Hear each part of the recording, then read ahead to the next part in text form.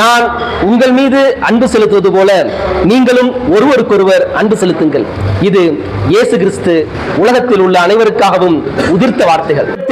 பலரையும் தேவதூதன் வரிசையாக நிறுத்திக் கொண்டிருக்கிறான்.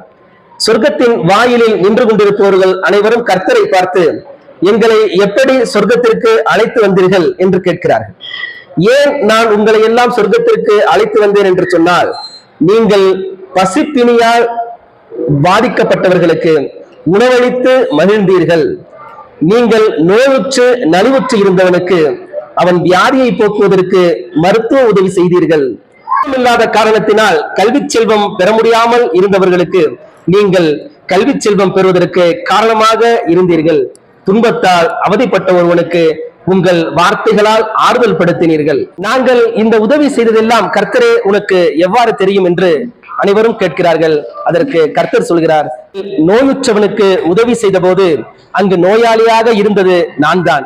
பசிப்பினியால் வாடிய ஒருவனுக்கு உணவளித்த போது அந்த உணவை பெற்றுக் கொண்டவன் நான் தான். ஆடை இல்லாமல் நிர்வாணமாக இருந்த ஒருவனுக்கு நீங்கள் ஆடை கொடுத்த போது அந்த நிர்வாணமாக இருந்து அதை பெற்றவன் நான் தான்.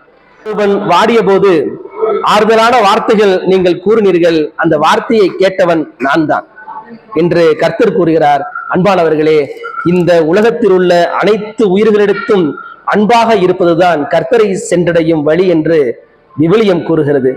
5 வேளை தினம்தோறும் தொழும் நீ ஒரு நாள் ஒருவேளை பூனைக்குட்டி உயிருக்கு போராடி கொண்டிருக்கிறது என்று அதை காப்பாற்ற வேண்டும் என்று சொல்லி ஒருவேளை தொழ மறந்தாய்.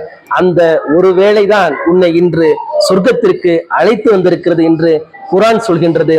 அனைத்து உயிர்களிடத்தும் அன்பு செலுத்த வேண்டும் என்றுதான் குரானும் சொல்கிறது. மந்திரத்திலும் படமாடா கோயில் பகவர்க்கு ஒன்று ஈயில், நடமாடா கோயில் நம்பர்க்கு அது ஆகா, நடமாடும் கோயில் நம்பர்க்கு ஒன்று ஈயில், படமாடா கோயில் பகவர்க்கு அது ஆமே என்று சொல்லப்பட்டு, சிலையாக படமாக இருக்கின்ற கடவுளுக்கு நாம் செய்கின்ற செயல்களை விட மனிதர்களுக்கு செய்யக்கூடிய அன்பினால் செய்யக்கூடிய அந்த செயல் என்பது நேரடியாக கடவுளை சென்றடைகிறது என்று திருமந்திரமும் கூறுகிறது. எல்லா மதங்களும் வலியுறுத்துவது அன்பை மட்டும்தான். அன்புதான் உங்கள் பலவீனம் என்று சொன்னால் நீங்கள் தான் உலகின் ஆகச்சிறந்த பலசாலி என்பது பொன்மொழி.